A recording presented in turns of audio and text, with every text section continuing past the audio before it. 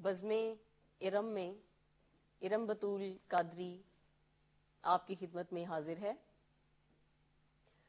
او کے T V لڈوگز ہافن Germany کے studios میں اس وقت ہمارے ساتھ جو مہمان شخصیت موجود ہے وہ کسی تعارف کی محتاج نہیں.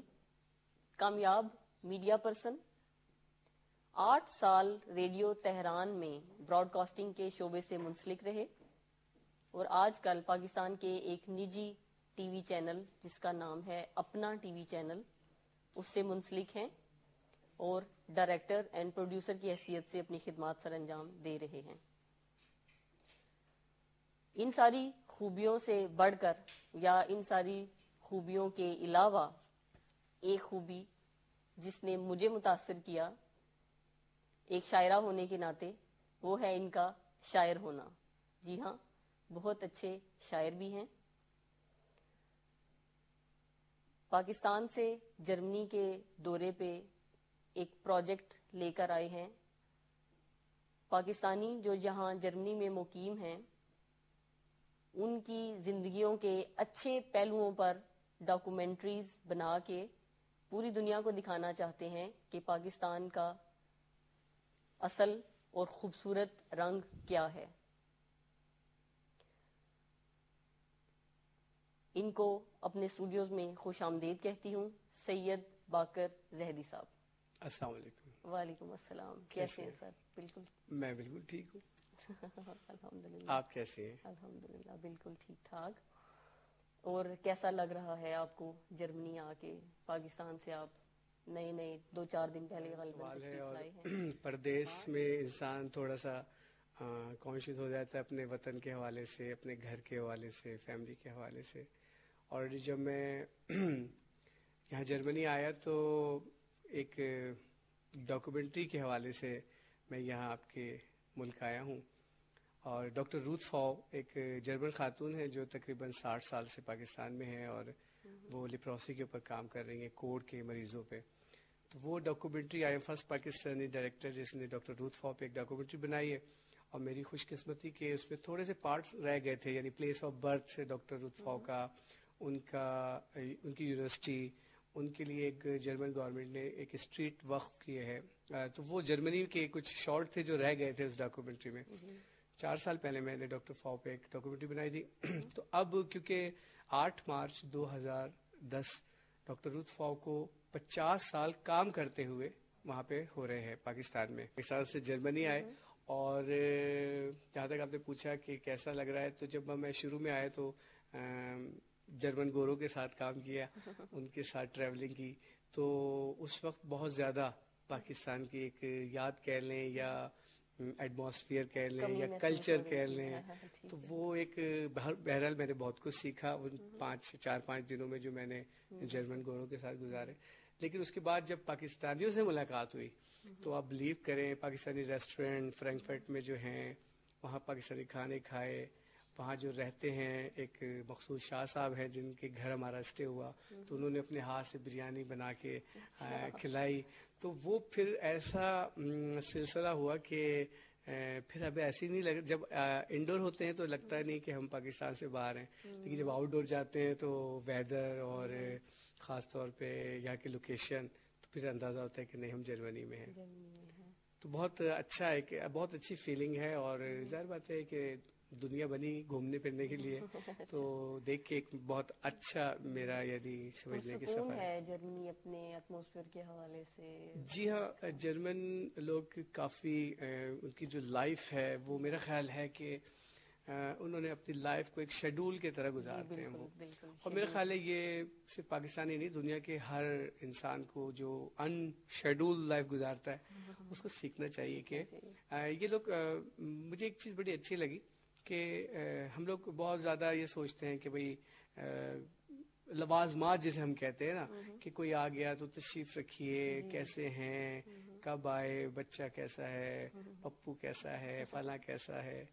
یہ اپنے وقت کو تھوڑا سا سیو کرتے ہیں. یہ کہتے ہیں ہیلو کیسے ہیں آپ، جی اب فرمائیں کہ کس کام سے آپ آئے ہیں. تو میرا خیال ہے کہ وقتی طور پہ تو ایک عجیب سا لگتا ہے کہ ایک آدمی جو ہے بالکل اسٹریٹ فارورڈ کہہ رہا ہے جی فرمائیں، لیکن اگر آپ اس کو تنہائی میں سوچیں تو میرا خیال ہے بہتر ہے یہ کہ اپنے قیمتی وقت کو انسان بچائے اور دوسرے کے بھی قیمتی وقت کو بچائے.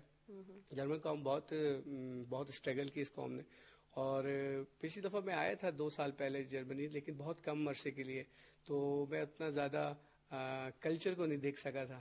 اس دفعہ میں نے ان کے میوزیم دیکھے، ان کی وہ اسٹریٹ دیکھی جو بہت قدیمی ہیں، چرچ دیکھے میں نے یہاں پہ بہت ہزاروں سال. یہ فرینکفرٹ کی بات، فرینکفرٹ ہے، اس سے اطراف میں بون ہے، بہت سارے سٹیز جہاں میرا جانا ہوا، تو مزہ آیا.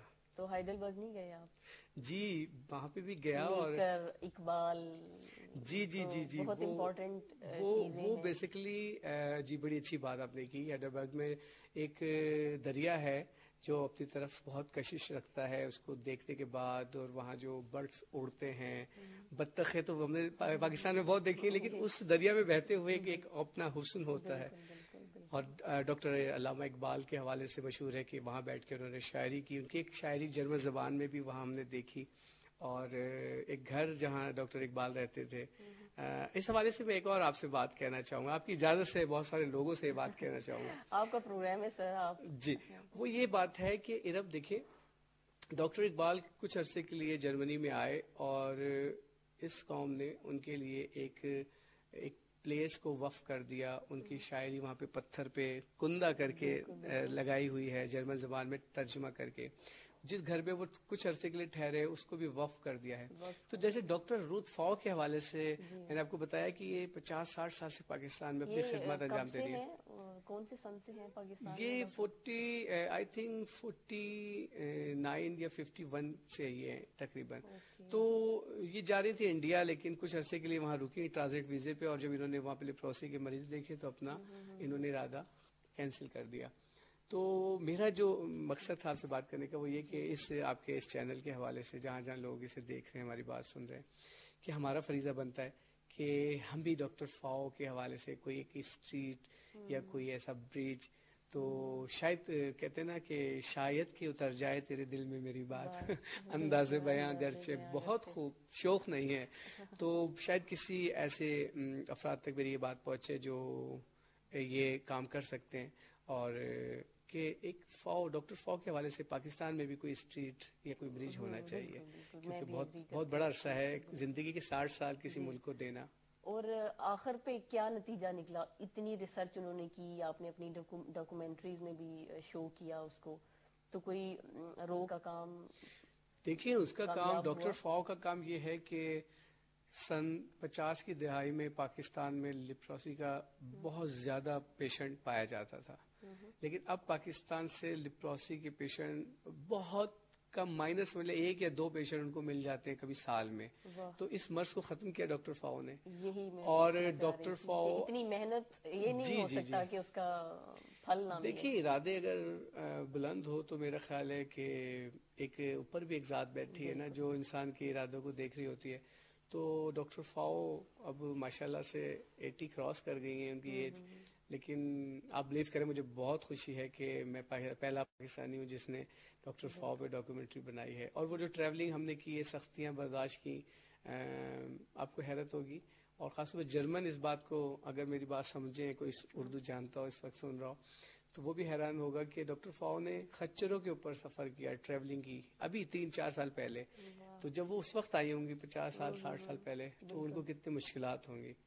تو میرا خیال ہے کہ ہمیں سلوٹ کرنا چاہیے ایسی خاتون کو، ایسی خاتون کو. جرمنی میں ہر قسم کی فیسلٹیز موجود ہے، اور یہ سب چھوڑ کے ہمارے ملک آپ کی کاوشوں کو ہمارا ٹی وی، ہماری ویب سائٹ بزم اہل قلم جی آپ کو سلام پیش کرتے ہیں. وعلیکم السلام. لیکن یہی والی بات ہے کہ سارے یہ تو سلسلے ہیں ارم، آپ اپنے حصے کا کام ادا کر رہی ہیں، ہم اپنے حصے کا، ہر آدمی اگر اپنے حصے کا کام ادا کرے تو میرا خیال ہے کہ آسان ہو جاتے کام. اب یہ بزم اہل قلم، یقین مانی مجھے بہت خوشی ہوئی کہ میرے خیال ہے بہت سارے پاکستان کے شہر ہیں جہاں قلم کار جو ہے نا اپنا حق ادا نہیں کر رہے، اور آپ پاکستان سے اتنی دور جرمنی میں بیٹھ کے اہل قلم کا، باذوق افراد کا، شاعروں کا، ادیبوں کا خیال رکھ رہے ہیں, ان کو ٹائم دے رہے ہیں, ان سے ٹائم لے رہے ہیں. تو یہ بھی ایک جہاد ہے جو آپ لوگ اپنے انداز سے کر رہے ہیں, ہم بھی کر رہے ہیں. بس دعا کریں کہ یہ سلسلے جاری رہیں. اور یہ جو کینڈلز آپ نے لگائی ہیں اس سے اندازہ ہوتا ہے, اسپیشل میری جو